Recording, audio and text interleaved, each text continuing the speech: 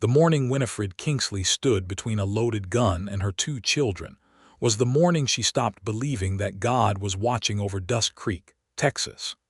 It was the autumn of 1882, and the town of Dusk Creek sat like a forgotten sigh in the middle of the Llano Estacado, that great flat tableland of West Texas, where the wind came howling off the plains with enough fury to strip the bark from cottonwood trees.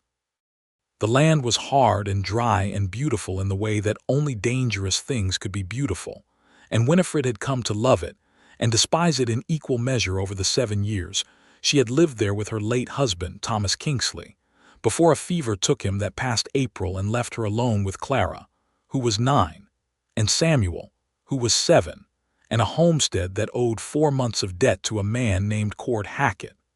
Cord Hackett was not the kind of man who sent polite letters. He sent Deek Sorrow. Deek Sorrow was a hired hand of the worst sort, the kind the territory seemed to produce with grim regularity in those years following the railroad's push westward. He was broad through the chest and narrow through the conscience, and he wore a Colt revolver on his right hip the way other men wore a pocket watch, casually, and with a quiet confidence that it would be needed before long.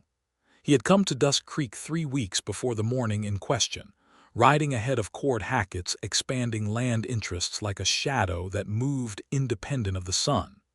Winifred had known he would come eventually. She had known it the way you know a storm is building even when the sky is still blue, by the way the birds go quiet and the air presses against your skin. She was in the yard that morning, hanging the last of the week's washing on the rope she had strung between the porch post and the old oak that Thomas had planted their first spring there. Clara was on the porch step stringing dried beans, and Samuel was in the dirt of the yard drawing something elaborate with a stick, the way small boys do when they are building whole empires out of nothing. The morning light was the color of honey, slanted and warm, and there was mesquite smoke on the air from the neighbor's cookfire 3 miles distant. It was the kind of morning that made a person forget, briefly and mercifully, all the ways the world meant to grind them down. Then the sound of hooves came, deliberate and unhurried, and Deek Sorrow rode into her yard like he already owned it.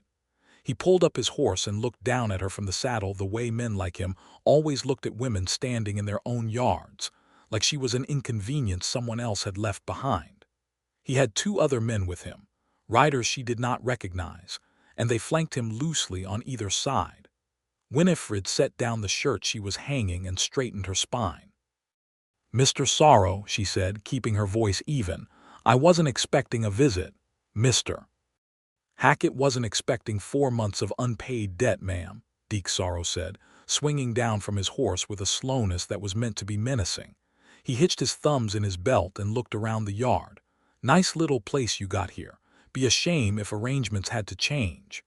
I have told Mr. Hackett through the post that I intend to pay what is owed. I am waiting on settlement money from my husband's claim." "Mr. Hackett don't wait well," Sorrow said. "And he's a patient man by nature, which tells you something about how the patience is running right about now." Clara had gone very still on the porch steps. Samuel had stopped drawing in the dirt. Winifred could feel them behind her, the weight of their presence, the way their fear moved through the morning air and settled against her back like a hand pressing her forward. She took 1 step, placing herself more squarely between Deek Sorrow and her children, and she kept her eyes on his face. "I would like you to leave my property," she said. "Whatever business you have is business for the bank or for lawyers, not for men riding into private yards on a Wednesday morning." Sorrow's expression did something unpleasant. "Ain't got much use for lawyers out here, Mrs. Kingsley. Mr. Hackett sent me to make his position clear in person. The debt's due, the property's the collateral.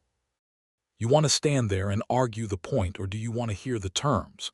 "I don't want to hear anything from a man who rides onto my land uninvited," Winifred said. It was then that Sorrow's hand dropped to the handle of his revolver, not drawing it, not yet, but resting there, and the gesture was as clear as a spoken threat. Behind her she heard Clara make a small frightened sound, and Samuel's stick clattered in the dirt as he scrambled to his feet. Winifred did not step back. She was a woman who had buried a husband and kept a homestead running through a West Texas summer on her own, and something in that combination had burned away whatever capacity for easy retreat she might once have possessed. She spread her arms slightly at her sides, making herself a wider barrier between sorrow and the porch, and she looked at him with the kind of steady, burning gaze that she imagined could have melted iron if it tried hard enough. "You will not threaten my children," she said. The words came out quiet and absolute, the way the most serious things always do. Sorrow pulled his revolver, not pointing it at her, but holding it loose at his side, letting her see it. One of the men flanking him shifted his horse and grinned at nothing in particular. "Step aside, Mrs. Kingsley," Sorrow said. "This is a business matter." She did not step aside. She stood there in her yard with Thomas's washing behind her and her children on the porch, and the honey-colored morning light making everything look peaceful when it was not at all. And she thought, very clearly, that if she died in the next few minutes she wanted it to be with her arms spread wide.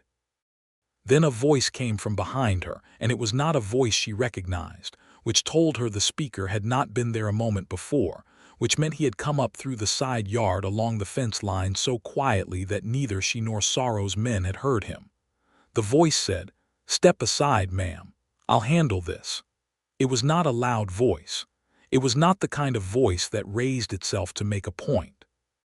It was the kind of voice that had learned a long time ago that volume was the tool of men who were not entirely confident, and that the men who were confident spoke low and meant every syllable. Winifred turned her head slightly, just enough to see him in the edge of her vision. He was standing at the corner of the fence that ran along the east side of the yard, and he was tall, not remarkably so but enough, with the kind of lean, weathered build that came from years of outdoor work. He wore a brown hat that had seen considerable weather, and a canvas duster that had seen more, and the badge on his chest caught the morning light just briefly enough for everyone in the yard to see it. He was a Texas Ranger. "Ma'am," he said again, and his eyes, which were a steady, serious shade of brown, met hers for just a moment. "Please." Winifred looked at him for one long beat, making her own assessment of him the way any sensible woman would, and what she saw was a man who was not afraid, which was either courage or recklessness, and a man who was watching Deke's sorrow with the kind of focused, professional attention that suggested he had done this sort of thing before and knew how it went. She stepped to the side, not fully behind him, but enough to give him room. She would not put herself entirely out of the picture where her children were concerned, but she gave him the space he had asked for. The ranger walked forward into the yard, and the morning seemed to reorganize itself around him, all the angles and tensions pointing in his direction the way weather vanes point into the wind. "Deke Sorrow," he said, "I've been looking for you since San Angelo." Something moved across Sorrow's face. Not fear exactly, but a reassessment, the kind of rapid internal calculation that a man does when the situation has changed faster than he planned for. His revolver was still in his hand, and there was a question in the air about whether he was going to make something of that or decide it was wiser not to. "Ranger," Sorrow said, and the word came out measured. "You want to put that iron away before this gets any more formal than it needs to," the ranger said. "There are children on that porch. Let's conduct ourselves accordingly." The two flanking riders exchanged a glance that communicated several things rapidly, chief among them being that neither of them was being paid enough for whatever this was shaping up to become. One of them eased his horse sideways almost imperceptibly, which was the beginning of the kind of departure that men make when they are trying to look like they had somewhere else to be all along. Sorrow looked at the ranger for a long moment, and whatever he saw there made the calculation come out the way the ranger had intended it to. He put the revolver back in its holster, slowly and with elaborate care, and then he looked at Winifred. "Mr. Hackett will be hearing about this," he said. "Mr. Hackett," the ranger said, "can write to the district office in Abilene if he has a complaint about the conduct of Texas law enforcement. He is welcome to do so. In the meantime, you and your men are going to ride back the way you came, and I'm going to stand here and watch you do it." It was not a suggestion. Deek Sorrow recognized it as the thing it was, which was an ending, at least for this particular morning, and he got back on his horse with the unhurried care of a man who wanted everyone to understand that he was leaving because he chose to, and not because he had to. His two riders fell in behind him without a word, and the three of them rode back through the yard the way they had come, and the sound of their hooves faded into the distance, and then there was only the wind and the mesquite smoke, and the weight of the morning settling back into something resembling ordinary. Winifred let out a breath she had been holding since the moment Sorrow had pulled his revolver. She turned toward the porch, and Clara was already off the steps and running across the yard toward her, and she caught the girl with both arms and held her, pressing her face into the top of her daughter's hair. "Samuel," she said over Clara's head, and Samuel came down the steps at a walk, trying very hard to look like a person who had not been frightened, which Winifred found so endearing and so heartbreaking that she had to press her lips together to keep herself composed. "Samuel, come here," she said, and he did, and she held them both. After a moment she looked up at the ranger, who was standing at a respectful distance, his hat in his hands, and she looked at him with the full force of what she was feeling, which was a complicated combination of gratitude and residual fury, and something else she would not identify for some time yet. "Thank you," she said. "I don't know your name." "Milton Langston," he said. "Ma'am." He said it the way he said everything else, quietly and directly, and she noticed that he was younger than she had initially thought, perhaps 30 or 31, and that he had a quality of stillness about him that was different from the stillness of men who were merely tired. His was the stillness of someone who had learned to contain a great deal within himself and was very practiced at the containing. "Winifred Kingsley," she said, "and these are my children, Clara and Samuel." Milton Langston put his hat back on and nodded at the children with a seriousness that acknowledged them as real people and not merely small obstacles in the way of adult business, and Clara looked at him with the wide-eyed assessment of a 9-year-old who had just seen something dramatic, and Samuel looked at the badge on his chest with open and uncomplicated admiration. "Is that a real ranger badge?" Samuel asked. "It is," Milton said. "Did you ever shoot anybody?" "Samuel," Winifred said. "It's all right," Milton said, and there was the faint beginning of something that was not quite a smile at the corner of his mouth. "Not today," he told Samuel, "which is how I prefer it." Samuel considered this with the gravity it deserved and seemed to find it a satisfying answer. Winifred asked Milton Langston inside for coffee, because that was what you did when a man had just stood between your children and a loaded revolver, and because the honey-colored morning had gone strange and she needed something ordinary to do with her hands. He came in without ceremony, ducking slightly under the low doorframe of the homestead that Thomas had built the first year, which was a good homestead but built by a man who had not been especially tall himself and had not thought much about tall visitors. The inside of the house was modest and clean and full of the small evidences of a life being conducted with care and limited resources. There were curtains at the windows that Winifred had sewn herself from flour sacking dyed with indigo root, and there was a quilt on the settee that her mother had made and sent with her when she and Thomas had come west from Tennessee. There were books on a shelf that Thomas had built, more books than most homesteads in that part of Texas contained, because both Winifred and Thomas had been readers, and there was a sampler on the wall that Clara had done in the spring, slightly crooked letters spelling out a verse from Psalms. Milton Langston sat at the kitchen table and accepted the coffee she poured him, and he held the mug in both hands the way people do when they have been cold or when they are grateful for something to hold, and he looked around the room with the kind of quiet attention that took things in without making a show of it. "You've been managing this place alone," he said. It was not a question. "Since April," Winifred said, sitting across from him at the table while Clara and Samuel settled near the hearth, close enough to hear everything, which she knew and accepted. "My husband Thomas passed in the spring. The fever. "I'm sorry for your loss," Milton said, and he said it without any of the performative sorrow that people sometimes employed, the kind that was more about demonstrating that they knew the correct response than about actually feeling anything. He said it plainly, and it landed plainly, and she appreciated that. "How did you come to be at my fence line this morning?" she asked. He set his mug down. "I've been following Sorrow's trail since San Angelo. He's wanted in connection with a land grab operation running across 3 counties, Cord Hackett being the man behind it.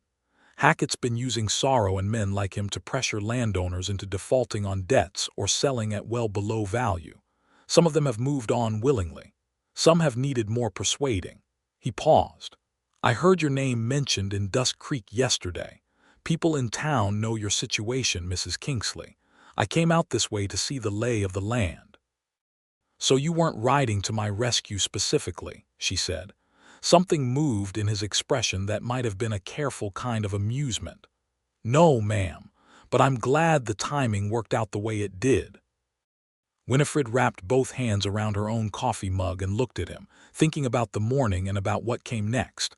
Because the morning was over, but what had caused it was not, and Cord Hackett and Deke Sorrow were still out there in the world and still wanting what they wanted. "Will Sorrow come back?" she asked. "Not today," Milton said. "But Hackett won't let the matter rest. He'll try again, through legal channels if he can arrange it, or through other means if he can't. The debt is real, Mrs. Kingsley. The question is whether we can get ahead of him on the legal side." "We," she said, noting the word. He looked at her evenly.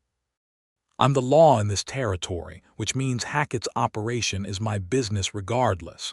But yes, I mean to see you and your children safe before I move on to the next piece of this." Clara, who had been listening from the hearth with her knees pulled up and her chin resting on them, said, "Are you going to stay here, Mr. Langston?" Winifred started to say something redirecting, but Milton answered before she could. "That's up to your mother," he said, and he looked at Winifred with an expression that was entirely respectful and entirely without assumption. Winifred thought about it for a moment that was more loaded than it appeared, and then she said, "There is a barn. You are welcome to it if you need a place to work from while you are in the area." She said it as practically as she could, and it was practical, and it was also the beginning of something, though she would not have said so out loud for any amount of money at that particular moment. Milton Langston thanked her and finished his coffee and went to see about his horse, and Winifred stood at the window and watched him cross the yard, and she noticed that he moved with a kind of unhurried purpose that was very different from the way Thomas had moved, though she held that comparison up and looked at it for only a second before setting it down again, because it was too soon for comparisons and she knew it. But she watched him all the way to the barn. That first week, Milton Langston was a presence that reorganized itself around the edges of her days without ever intruding on the center of them.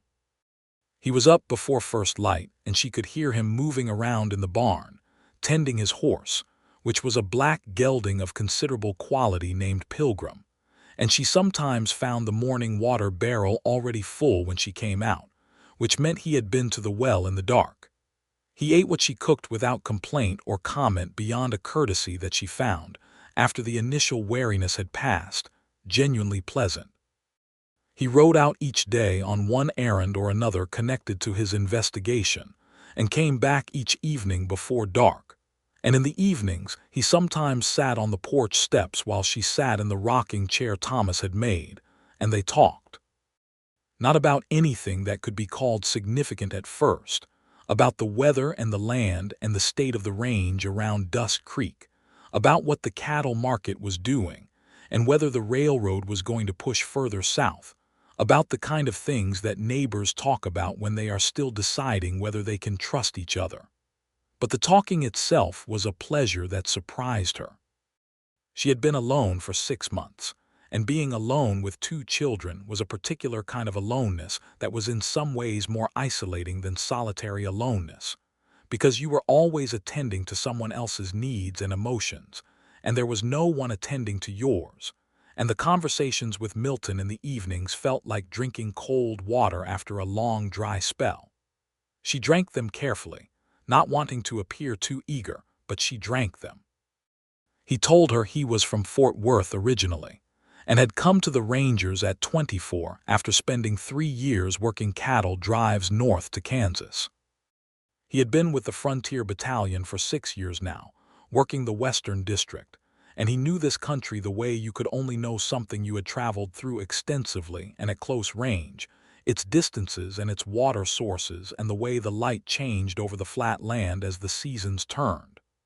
"Do you ever think about stopping?"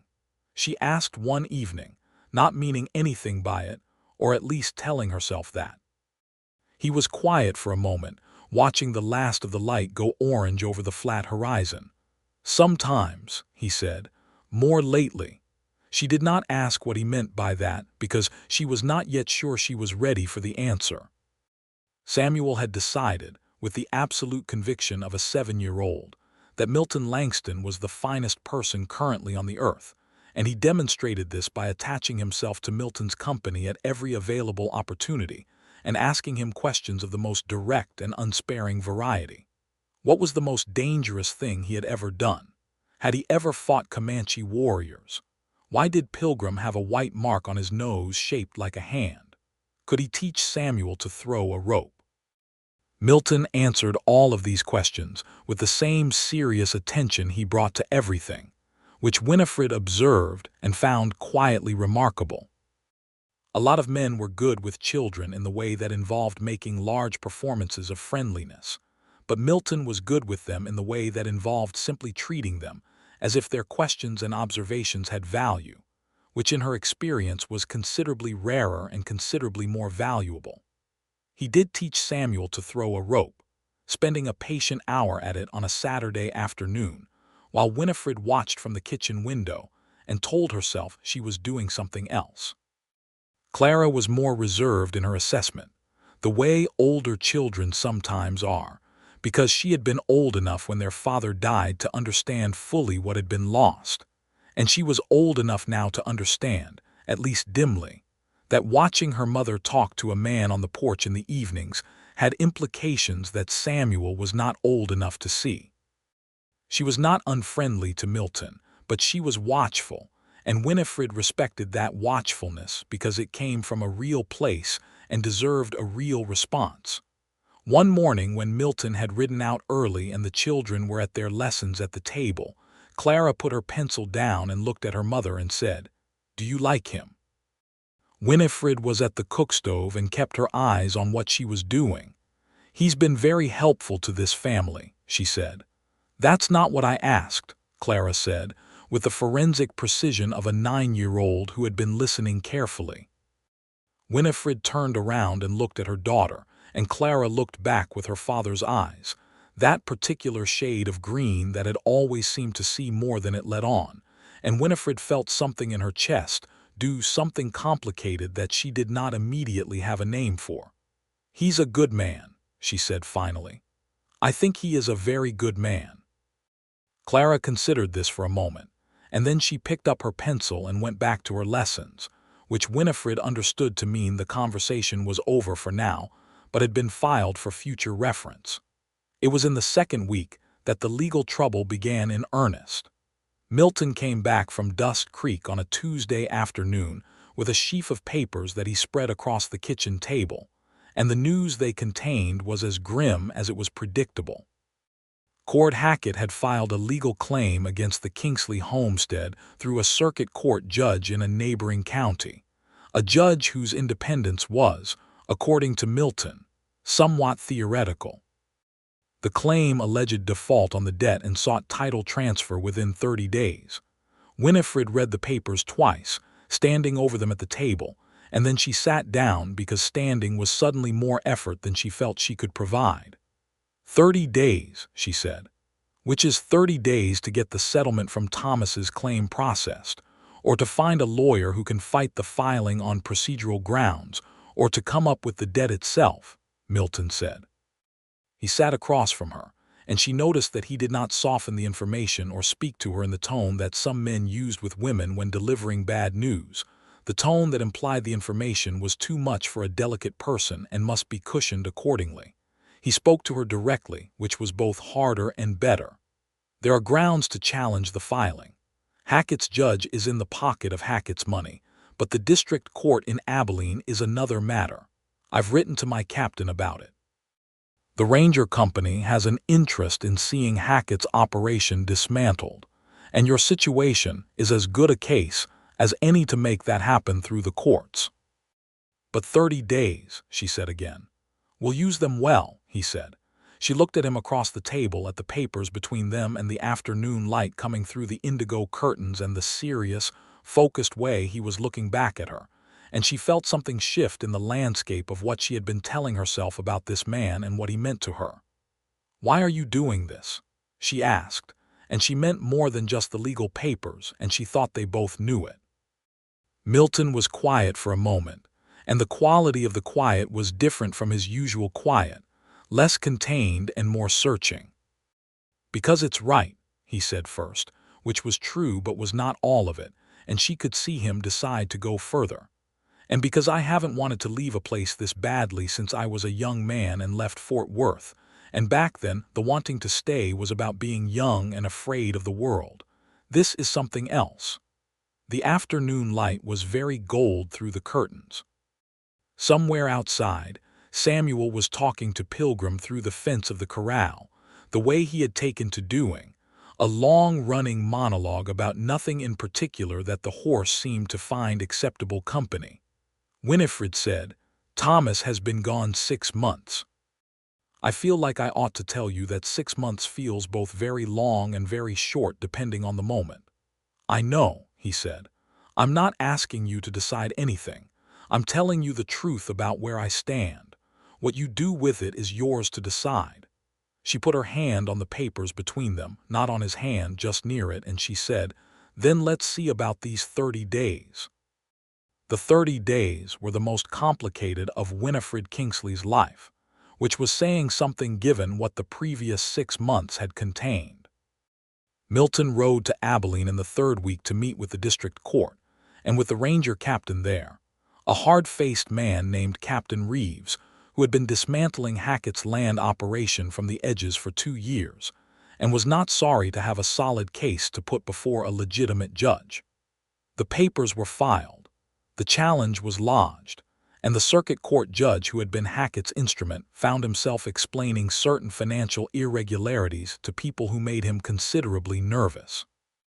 Deke Sorrow was arrested in Sweetwater on the 22nd day, riding toward the border with a saddlebag full of documents that turned out to be deeds and debt papers belonging to 17 landowners in 3 counties, including Winifred Kingsley.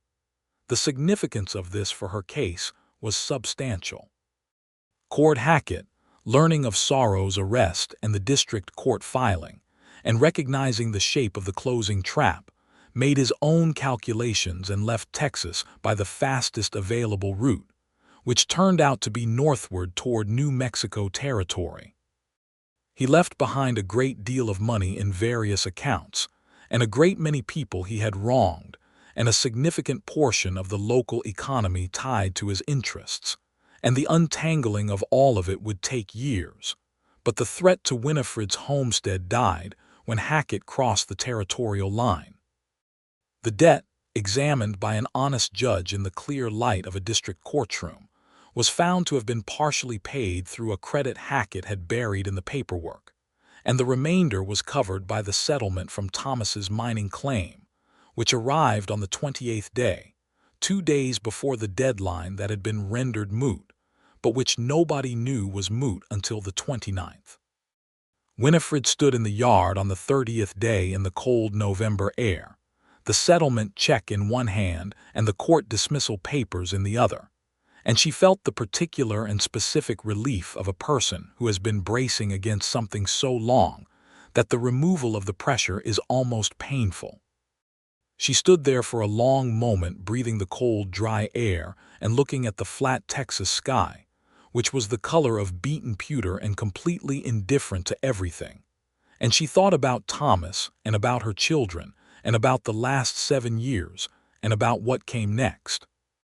Milton came out of the barn and across the yard and stopped a few feet from her, and she turned to look at him. "It's done," she said. "It's done," he agreed. She looked at him in the pewter light, this man who had appeared at her fence line 6 weeks ago and had proceeded to be, in every way that mattered, exactly what he had presented himself as being, which was not a common thing in her experience and not a thing to be taken lightly. "You'll be going now," she said, and she said it as a statement because she did not want to phrase it as a question in case the answer was yes, and she did not want to hear herself asking. He looked at her for a long moment. "I have a report to file in Abilene," he said, "and then I have some time coming, extended leave. My captain has been after me to take it for a year." "Is that so?" she said. "I thought," he said carefully, "that if you had no objection I might spend some of that time in this part of the territory." Winifred looked down at the papers in her hands and then back up at him, and the wind came off the plain and moved through the yard between them, and neither of them moved. And she thought about 6 months of alone, and about Thomas, and about Clara's green eyes watching everything from across the kitchen table. And she thought about the mornings when the water barrel was full before she came out, and the evenings on the porch, and the way Milton Langston said everything quietly and meant every syllable. "You might," she said, "if you wanted."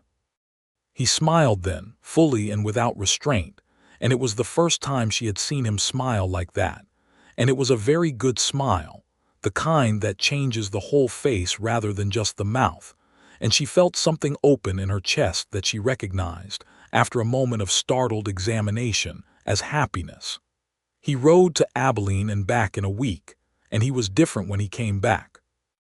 Not different in any dramatic way, but different in the way a man is when a decision has been made, and he is no longer carrying the weight of the making of it. He came back lighter, she thought, and she liked it. He brought Clara and Samuel gifts from Abilene, a book of illustrated natural history for Clara, who had the kind of methodical curiosity that collected facts the way other children collected stones, and a carved wooden horse for Samuel, who held it up and immediately declared it to look like Pilgrim, and therefore be the finest thing he had ever owned. He brought Winifred coffee beans from a store in Abilene that stocked supplies from a trading company out of San Antonio, proper roasted beans rather than the chicory blend available in Dust Creek. And when she took them from him, she looked at him in a way that she did not entirely mean to, which was to say directly, and without any of the careful management she usually applied to her expressions. He held her gaze for a moment and then looked away, which she thought was probably the correct thing for both of them. They fell into a rhythm, the four of them, that was at first tentative and then gradually less so. Milton repaired the fence along the east side of the property, where the posts had gone soft with age, and he rehung the barn door that had been dragging since September, and he did these things because they needed doing, and not because anyone had asked him to. He was careful and consistent in his helpfulness, never doing more than was welcome, never pushing himself into the center of a household that was still arranging itself around an absence, and Winifred watched his carefulness and felt it land somewhere deep in her chest. He was good with the children in the uncalculating way that mattered most. He played chess with Clara in the evenings, which she had learned from Thomas, and he did not go easy on her in a way that would have been condescending, but he also did not play to his full ability in a way that would have been demoralizing. And Clara, who had inherited her father's intelligence and his competitive instincts in equal measure, began to look forward to these games in a way that Winifred noted with something that felt very much like gratitude. With Samuel he was endlessly patient about the rope throwing and the horsemanship and the endless questions, and he told him stories in the evenings about the land west of the Pecos and the drives north through the territory, not the violent and frightening stories but the strange and beautiful ones. The way the sky looked on the Llano Estacado on a clear night when there was no moon, the way wild mustangs moved across open country, the way a river that was dry all summer could come up 6 feet in a night after rain in the mountains 100 miles away. On a Saturday evening in early December, with a cold front coming in off the north and the wind making the windows rattle in their frames. They were all four sitting in the front room after supper. The lamp was burning on the table, and Clara was reading the natural history book with the focused intensity she brought to all reading, and Samuel had fallen asleep against the arm of the settee with the carved horse in his hand, and the fire was burning in the hearth, and it was the most ordinary scene in the world, which was why it was so significant. Winifred looked across the room at Milton, who was looking at the fire, and she thought about Thomas, as she still did every day, and she thought about the kind of love that was over and the kind that might be beginning, and she thought about how those two things could exist in the same person without either of them canceling out the other, which was something she had not been sure of 6 weeks ago and was considerably more sure of now. He felt her looking and looked back, and they looked at each other across the lamplight room with the fire and the sleeping child and the reading child between them, and she thought that if she had been watching this scene from the outside she might have thought it looked like a family, and the thought did not frighten her the way she might have expected. "Milton," she said quietly, so as not to wake Samuel. "Yes," he said. "I'm glad you came down that fence line," she said. He was quiet for a moment, and the fire popped and the wind hit the window, and then he said, "So am I every day." Clara, without looking up from her book, said, "You two are very obvious," and Winifred felt a helpless sound of laughter come up from somewhere and suppressed it, and Milton looked at Clara with an expression that was startled and then amused, and Clara turned a page with perfect composure. It was 2 days after that, on a Monday morning with the first real cold of winter sitting in the yard and frost on the grass, that Milton found her in the kitchen before the children were up and stood in the doorway for a moment before coming in, and she looked at him over the cook stove and waited. "I need to tell you something," he said. She put down the wooden spoon she was holding and turned to face him fully, because she had learned that when Milton Langston said he needed to tell you something, the thing was worth your complete attention. "My captain has offered me a permanent posting," he said, "based in Abilene. It's administrative as much as field work, but it's a good position and the salary is steady." He paused. "I told him I'd need to think on it." She looked at him. "What is there to think on?" "Whether Abilene is where I want to be," he said, "or whether there's something worth staying near here." The frost on the grass outside was catching the early light and turning it to brief small fires. She could hear Samuel beginning to stir in the back room, the particular sounds of a 7-year-old announcing his return to consciousness. "Abilene is 4 days' ride," she said. "I know. That's too far for evening conversations on the porch." "It is," he said. She looked at him for a long moment, long enough for all the things that were true to arrange themselves in a clear order. She was 29 years old and she had been a widow for 7 months, and she had 2 children and a homestead that was now secure, and she was standing in her kitchen in the early morning light feeling something that she had not expected to feel again, and was not going to pretend she did not feel just because the timing was complicated. "Tell your captain you need another few weeks," she said. "And in those few weeks, I suggest you think carefully about what it is you want." "Because I intend to think carefully about the same thing, and when I have thought about it as carefully as it deserves, I intend to say what I think out loud. And I would like to know that when I do, there is someone in the room ready to respond." Milton looked at her with an expression that was so full of feeling it was almost something else, something more fundamental than feeling, and he said, "I'll tell him."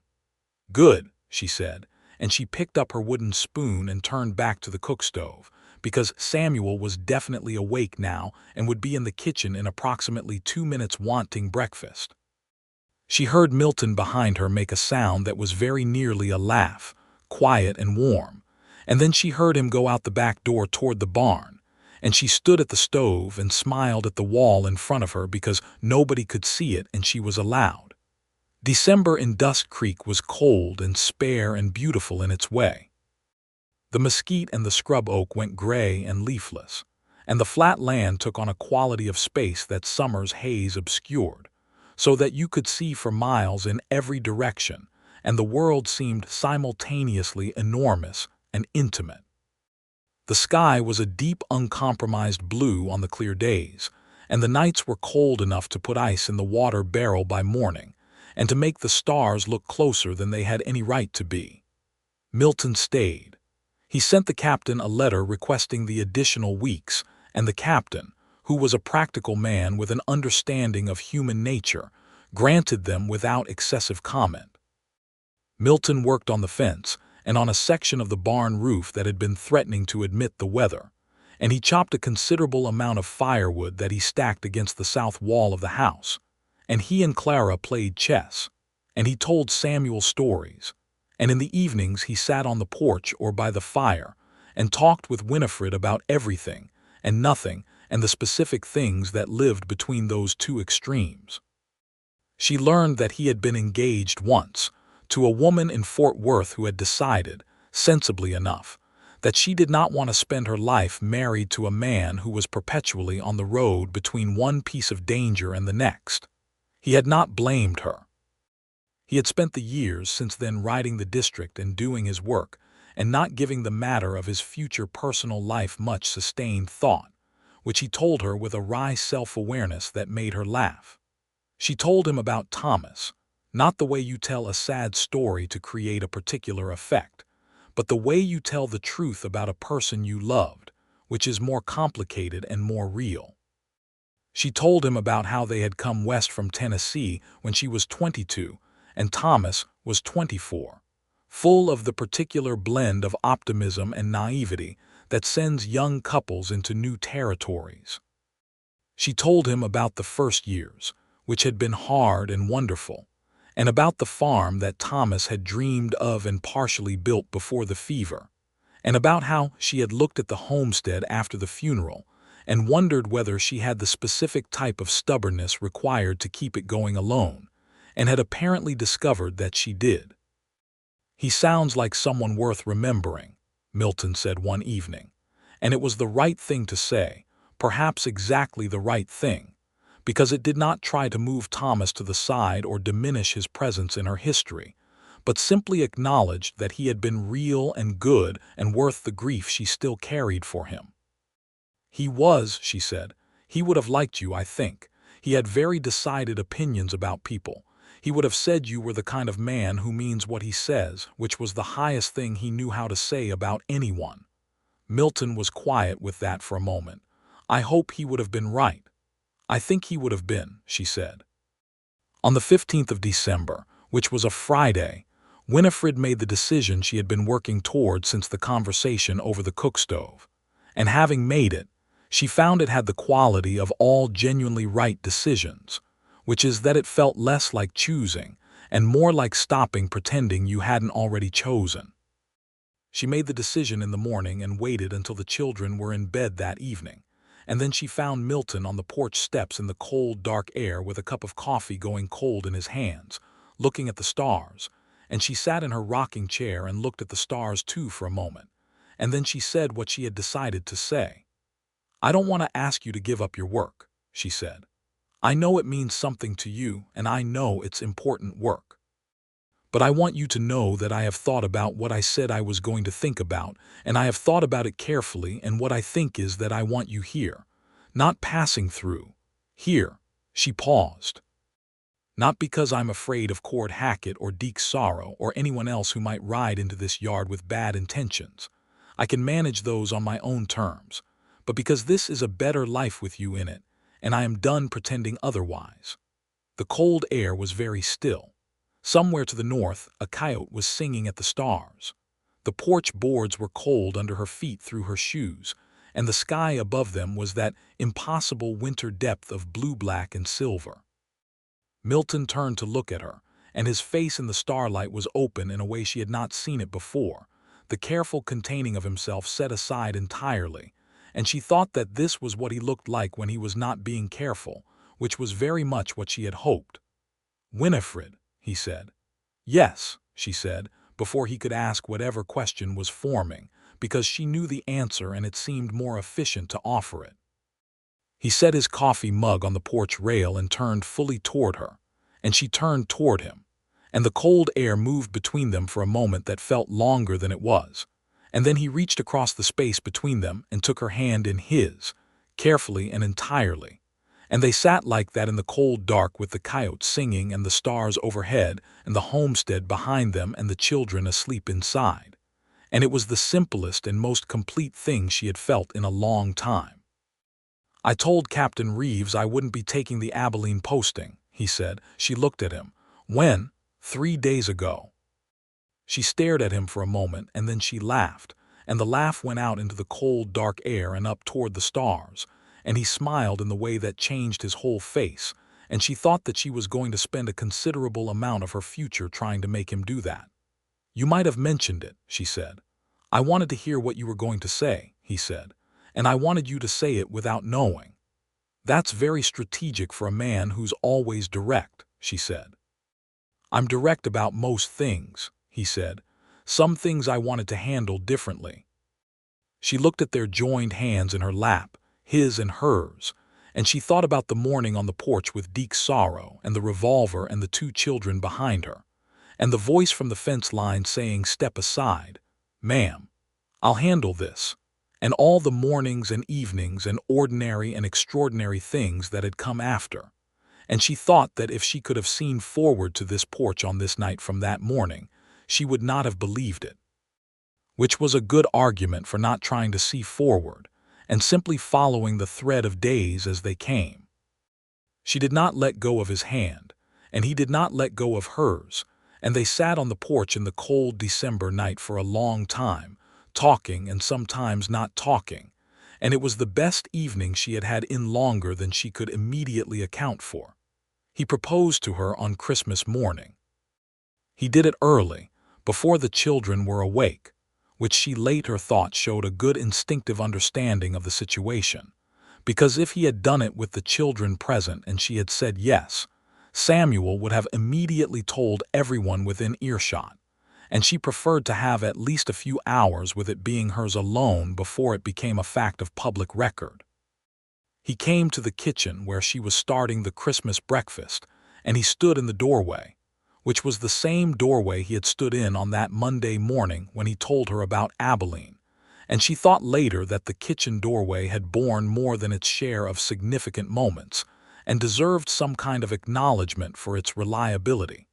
He had the ring in his hand. It was his mother's ring, a plain gold band with a small garnet set in it, which had come to him in a letter from Fort Worth after his mother passed the previous year. He had been carrying it in his saddlebag ever since, not knowing what for, he said, and then knowing what for very suddenly and recently. He did not make a long speech.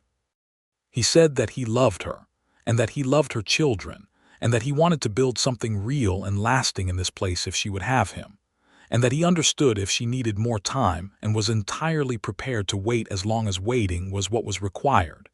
And he said all of this in his quiet, direct way that she had come to understand was the highest form of eloquence available, and she listened to every word, and when he was done, she said yes before the word could go anywhere else. He put the ring on her hand, and she looked at it in the early morning kitchen light, the garnet catching the lamp's glow, and she felt the weight of it on her finger, which was a new weight and a good one.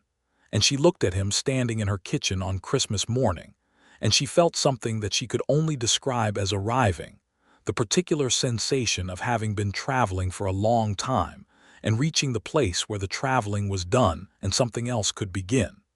They told the children at breakfast. Samuel dropped his fork.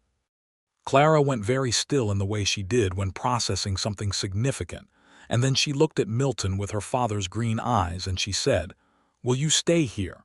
This will be your home." "If that's all right with you," Milton said. He said it carefully and directly, the way he said everything, and Clara heard the weight he was giving her opinion, which was its full and actual weight, and she seemed to hear it.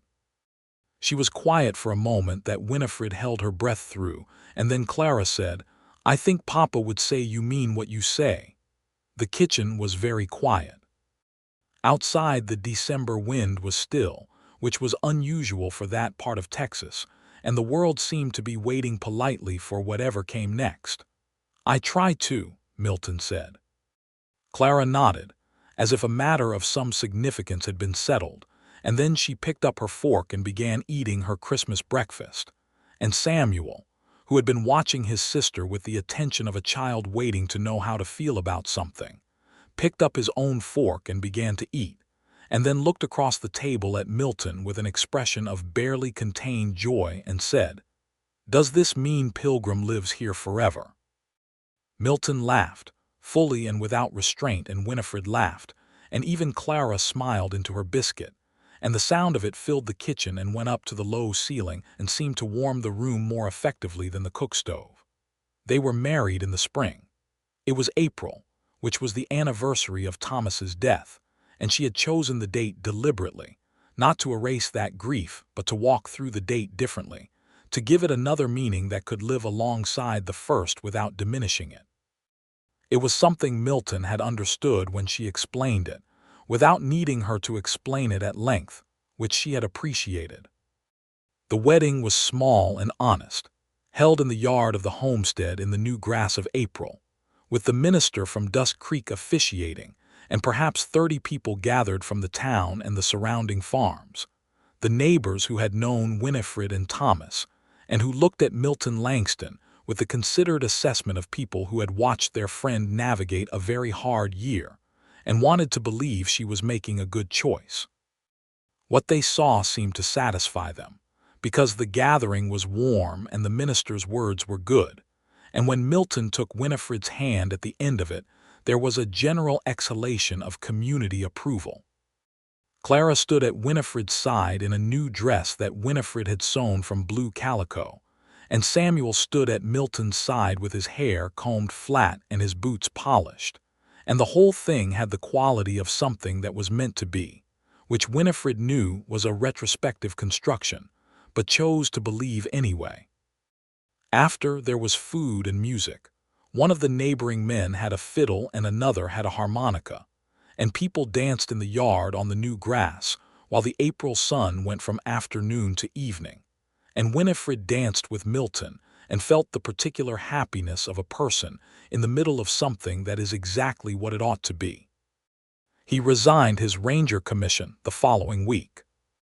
It was not something she had asked of him, and she had told him so more than once, but he had told her that he had spent 10 years on the road between one emergency and the next, and he was ready to put down roots, and that if he was honest, the badge had been something he'd needed for a while and now no longer did in the same way, and that a man who continued doing a thing out of habit rather than out of genuine call was not doing it or himself or the work any favors. Captain Reeves, who was philosophical by nature, accepted the resignation with respect and gave Milton a handshake and a letter of commendation that detailed a decade of service in terms that made Winifred, reading it at the kitchen table, feel a specific pride. He became a rancher. Not immediately, and not without the kind of trial and error that any significant undertaking involves, but with the same unhurried purpose he brought to everything. He began building up the Kingsley homestead into something more than it had been.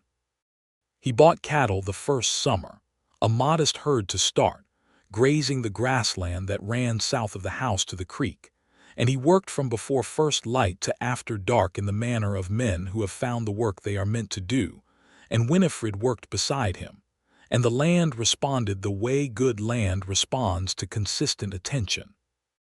The summer of 1883 was hot and dry and demanding, as West Texas summers reliably were, and there were days when the wind was so full of dust that you could not see the tree at the south end of the yard from the porch, and days when the cattle were difficult, and the creek ran low, and everything seemed to require more of you than you currently had available.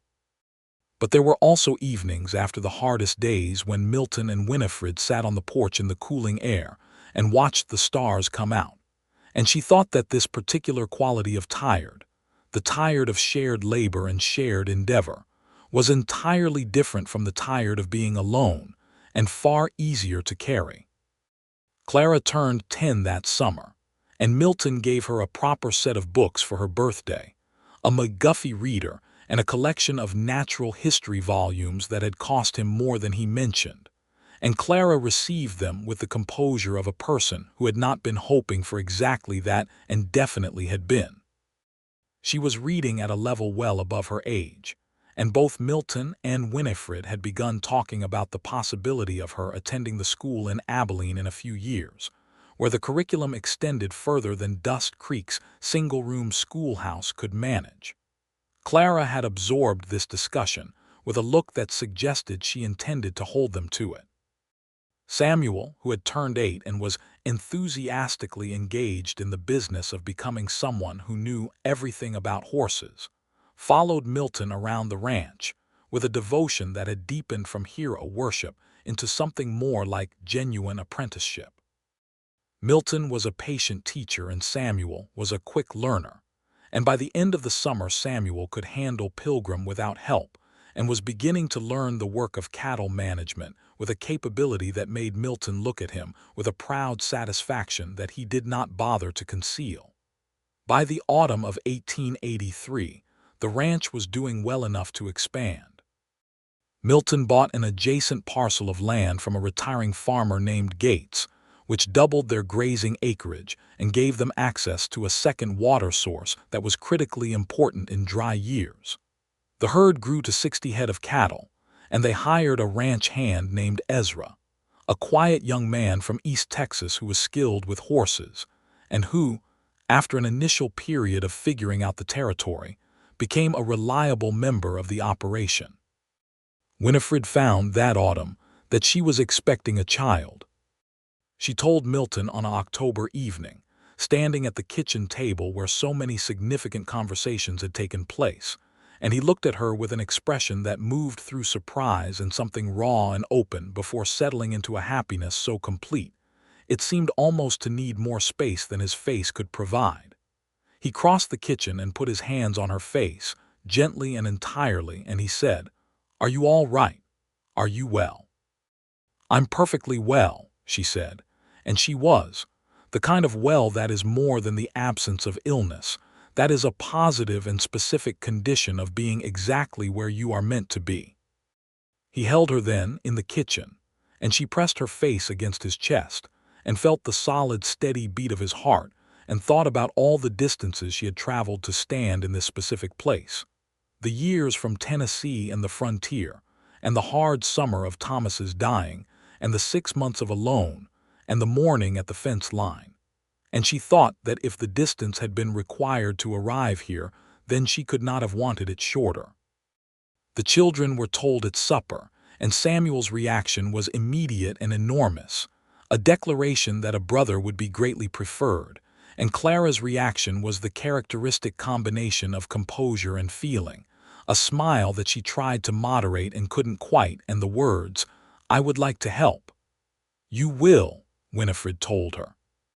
The winter of 1883 passed slowly and peacefully, which was a condition Winifred had not always been able to take for granted, and which she understood as the gift it was. The homestead was warm and the cattle were wintering well, and the nights were full of starlight and cold, quiet air, and Milton read to the children in the evenings from whatever book was currently in rotation, and Winifred mended things by the lamp and listened to his voice in the warm room. And she thought that this was what she had meant, before she had known what she meant. All those years she had talked about wanting a life rather than an existence. The baby came in May of 1884, which was spring again, the second spring of their marriage, and he was a boy. He came early on a Tuesday morning, and the labor was hard but not excessively long, and Mrs. Cartwright from town, who served as midwife, was capable and steady throughout, and Milton was outside the bedroom door for the duration, pacing the floorboards of the hall in a way that Winifred could hear between contractions and found, in the specific delirium of labor, both irritating and deeply comforting. When Mrs. Cartwright opened the bedroom door and told him he could come in, he came to the bed and looked at the baby in Winifred's arms and did not say anything for a long moment because he appeared to be beyond the immediate availability of words, which was unusual enough that she noted it. "He's healthy," she told him. "Mrs. Cartwright says he's perfectly healthy." Milton sat on the edge of the bed and looked at the baby, who was red-faced and furious about the world in the way of newborns. And then he looked at Winifred, and his expression was the one she had come to know as his truest one, the one with all the careful containment set entirely aside. "Thomas," she said. "I'd like to name him Thomas, if you're willing." Milton was quiet for a moment, and she waited, because she had thought carefully about this and wanted to hear what he thought without filling the space before he'd had a chance to speak. "Thomas Milton Langston," he said. She looked at him. "If that's all right," he said. She felt something in her throat that made speech temporarily unavailable. She looked down at the baby, at Thomas Milton Langston, who was squinting at the ceiling with the concentrated fury of a person who had opinions about everything, and had just discovered there was a great deal to have opinions about, and she said, "That's exactly right." Clara and Samuel were allowed in after a time, and Clara held the baby with a care that was both instinctive and deliberate, the way she approached everything, and looked at his small face with an expression that was entirely unguarded for once. All the watchful composure dissolved into simple wonder. Samuel looked at him from the maximum distance at which looking was still technically happening, because Samuel was not entirely sure about small babies as objects in the physical world, and said, "He's very small," which was true, and then, "Does he already know about horses?" which made everyone laugh, including Mrs. Cartwright, who had attended a considerable number of births and found this one among the better ones. The summer of 1884 had a different quality than the one before. The baby changed the rhythm of everything, as babies do, reorganizing the days around his schedule and his needs with the absolute authority that only the very young can exercise. Milton took to waking in the night without complaint for the first months, walking Thomas through the house when he was fussy, which he was sometimes, though less often than Winifred had feared.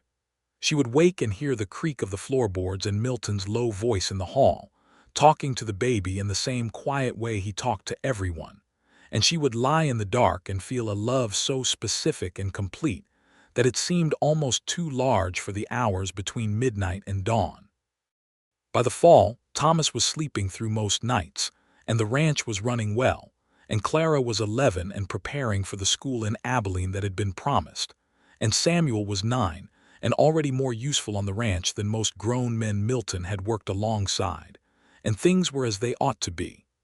Clara left for Abilene in January of 1885, boarding with a respectable family there as had been arranged, coming home for Christmas and summers.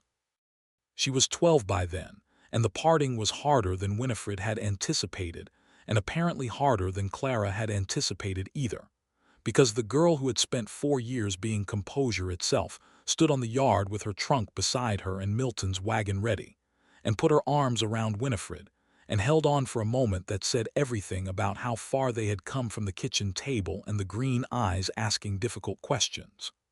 "Write me every week," Winifred said.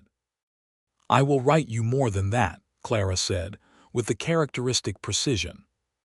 Milton drove her to Abilene and came back 2 days later with a letter from Clara already, 3 pages about the school and the boarding family and the library at the school, which was apparently very fine. He read it at the kitchen table with Winifred, and then they looked at each other across the table where so many things had happened, and she said, "She's going to be extraordinary," and he said, "She already is." Samuel took Clara's absence as a call to put even more of himself into the ranch, which was both useful and characteristic. He was 10 going on 40, Winifred sometimes thought, with his father's tenacity and something that was his own, a quiet skill with living things that extended from horses to cattle to the stray dog that had arrived in the yard that autumn and been named General without much deliberation. The dog and Milton had an understanding that was entirely nonverbal and entirely mutual. Milton fed him scraps from the table and General slept at the foot of the bed when Winifred pretended not to notice, and the two of them were frequently seen in the early mornings moving across the yard together in the pre-dawn quiet. The man and the dog and Winifred watched from the kitchen window, and thought about fence lines and mornings, and how the world turns in ways you could not predict and would not have wanted to plan.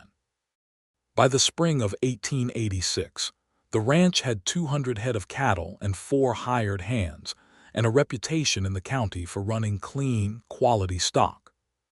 Milton had built it steadily, and without the kind of aggressive overreach that brought a lot of frontier operations to grief, and the resulting business was solid in a way that the land itself seemed to recognize, the way the best things in a hard country are made to last rather than to flash.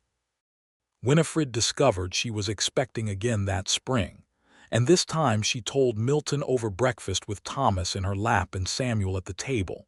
And Thomas, who was nearly 2 and had opinions about everything, said something that sounded like news, which he had been saying about a variety of things lately, and Milton laughed and Samuel said, "Another one," with an expression that suggested he was doing a rapid mental calculation about the carrying capacity of the household, and Winifred said, "Another one." The second baby was a girl, born in December of 1886, in a winter that was cold and clear and remarkable for the number of clear nights, so that Winifred spent her last weeks of pregnancy looking at a sky that seemed perpetually full of more stars than it had any right to contain. They named her Eleanor Rose Langston. She arrived at first light on a Tuesday morning, which Winifred felt was entirely appropriate, and she was small and decided, and made her presence known immediately in a way that suggested she had plans and was ready to begin executing them. Thomas, who was 2.5, examined his new sister with profound skepticism, and then attempted to share a piece of cornbread with her, which Mrs. Cartwright redirected with practiced efficiency. Samuel, who had come around considerably on the subject of small babies after 17 months of his brother, held Eleanor with the careful confidence of someone who now knew what he was doing, and looked at her face with the expression of a person recognizing a member of his own company. Clara came home for Christmas that year and held Eleanor and looked at all of them, her family arranged around the kitchen that she knew so well, and she said, with the simple directness that had always been one of her best qualities, "I think Papa would be pleased." And by Papa she meant Thomas Kingsley, her first father, and Winifred felt the truth of it land in her chest without the full weight of grief that it once would have carried, because time and love had done their work, not erasing but transforming. Milton, standing at the stove where he had been watching this exchange, met Winifred's eyes over the tops of the children's heads, and she looked at him with everything she felt, which was considerable and did not require words to convey, and he looked back the same way, which was what she had loved about him from very early on, the way he could say the important things without needing to organize them into sentences. The years settled around them like country settling after a storm, not the absence of weather but the presence of something stable underneath it. There would be dry years and hard years and years where the cattle market was difficult and the price of feed made the ledger look grim. There would be the year when Samuel fell from a horse and broke his arm in 2 places and spent 6 weeks being impossibly impatient about the healing. There would be the spring that the creek flooded and took out the lower fence and 40 acres of new grass, and the summer following that was so dry it tried to take the upper pasture too. There would be Clara's graduation from the Abilene School in 1888, where she stood up and delivered a valedictory address about the future of land rights in the territory that had half the room looking uncomfortable and the other half applauding. And Milton had sat in the front row with Thomas on his knee and Eleanor asleep against his shoulder, and his eyes on his stepdaughter at the lectern. And his expression had been a thing that Winifred had found she needed to look away from for a moment, because it was too full of feeling to look it straight on, without being affected by it. There would be the letter from Deke Sorrow, which arrived in 1887, from a prison in Huntsville, where he was serving a 7-year sentence for his part in Hackett's operation. The letter was brief and ungainly, the penmanship of a man who had not written many letters, and it said that he was sorry for the trouble he had caused the Kingsley family, and that he had had occasion to think about a good many things in the years since his arrest, and that standing in a widow woman's yard with a gun out was not something he was proud of. Winifred read it twice and then set it on the table and sat with it for a while, and then she took a piece of paper and wrote back. Not a long letter. Just a short one that said she accepted the words in the spirit they were offered, and that she wished him well going forward, because she had found that carrying anger was a weight that cost more than it was worth, and she had enough other things to carry. She told Milton she had written the letter and showed him her reply before she sent it, because she wanted him to see it rather than have it be a thing she did in secret. He read it and handed it back without comment for a moment, and then he said, "That's a generous thing," and she said, "It's a practical thing. There's a difference." And he smiled in the way that changed his whole face, and she thought, as she had thought many times, that she intended to spend the rest of her life earning that smile. By 1889, Dusk Creek had changed enough that it was barely the same town Winifred had arrived in 7 years before. The railroad had come through the county, which brought commerce and people, and the particular combination of opportunity and disruption that railroads always brought.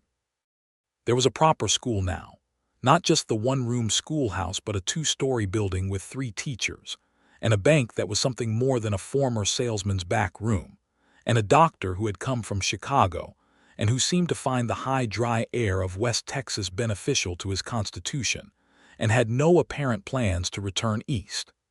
The injustices of the territory had not resolved themselves with the passing of a few years, and Winifred and Milton both knew it and talked about it honestly. The land questions that had driven Cord Hackett's operation had not disappeared with Hackett, because the fundamental inequities in land law meant that small holders were always vulnerable to those with more capital and more legal leverage.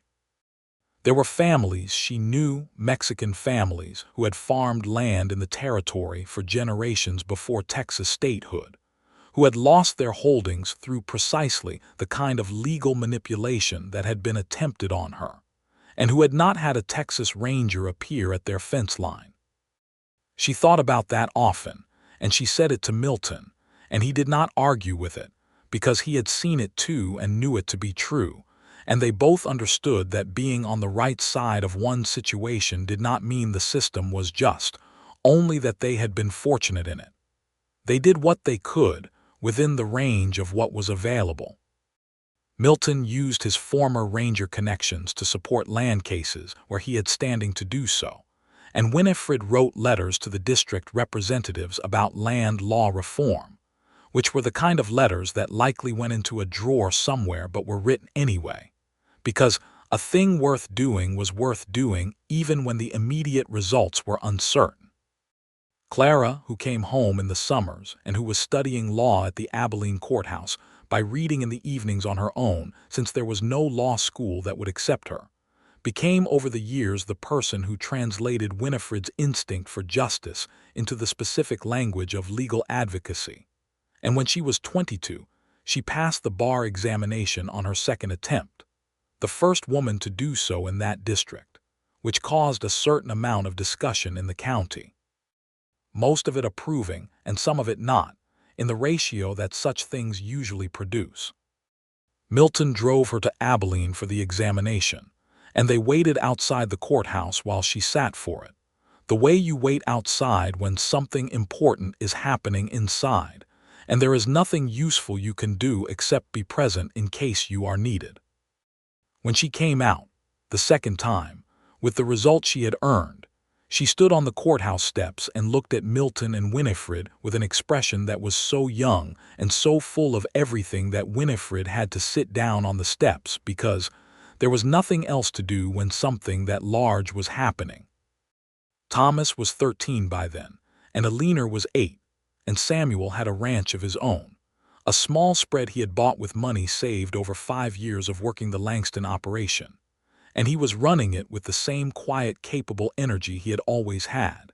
And he had a dog named Second General, who was the son of the original general, who had died peacefully in the yard the previous winter at an age that Mrs. Cartwright declared was remarkable for any dog, and especially for a large one. The afternoon of Clara's bar examination, the whole family gathered at the homestead for supper, and there were 7 of them around the table that had once been just Winifred and 2 small children, and the noise was considerable, and the food was more than enough, and the room was full of lamplight, and the particular warmth of people who know each other well and are glad of it. Milton stood up at some point and said something that Winifred would think about for the rest of her life. He said that he had ridden into a yard one morning in the autumn of 1882, expecting to find a simple enforcement matter, and had instead found the most remarkable person he had ever met, and that everything good in his life since that morning was a consequence of what he had seen at that fence line, which was a woman standing between danger and her children without an inch of give in her, and that he was grateful every day for the particular accident of timing that had put him there to see it. Clara, who was 22 and composed, and entirely too sophisticated to cry at supper, cried at supper. Samuel looked at the ceiling with the determination of a person controlling his own face with great effort. Thomas looked at his father with the specific admiration of a 13-year-old who has just understood something about the adults around him that he had not fully understood before. Eleanor leaned against Winifred's arm and watched everyone with her bright, taking everything in eyes. Winifred looked at Milton across the table and said, "You were very annoying to begin with, you know." He looked back at her with the smile, the full one. "I know," he said. "You gave every indication." "I liked you within the first week," she said. "I know that too," he said. "Do not be smug about it," she said. "Never," he said, and everyone laughed, and the night settled around the table like a good thing settling, complete and warm and entirely itself. They sat on the porch that night, the 2 of them, after the children were in bed and the lamp was low, and the Texas stars were doing what Texas stars do, which is to fill the sky so completely that a person standing under them feels the specific smallness and the specific significance of being a human being on the ground beneath them.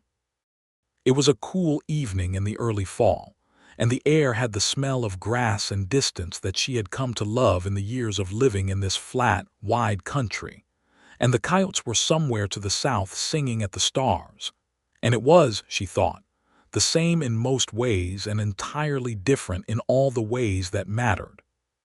She took his hand in the dark the way she had on that December night 7 years before, and he held hers with the same care and completeness, and she thought about everything that had come between those 2 moments of held hands, all the daily work and the children and the seasons and the losses and the gains and the conversations in kitchens and on porches and across tables, all of it lived and real and belonging to them. "I've been thinking," she said. "Should I be concerned?" he said. "No," she said. "I've been thinking about that morning, the fence line." "What about it?" She was quiet for a moment, looking at the stars. "I was so angry when you told me to step aside," she said. "You know that?" "I know," he said. "You had the look of a woman who was going to step aside only over considerable objection and possibly her own body." "I did," she said, "and I stepped aside anyway." "You did. I think about that sometimes," she said, "about how things turn on the smallest moments. If you had come 5 minutes later, if I hadn't stepped aside." He was quiet for a moment. "I think about it too," he said. "I think about it every time I look at this place, and these children and you."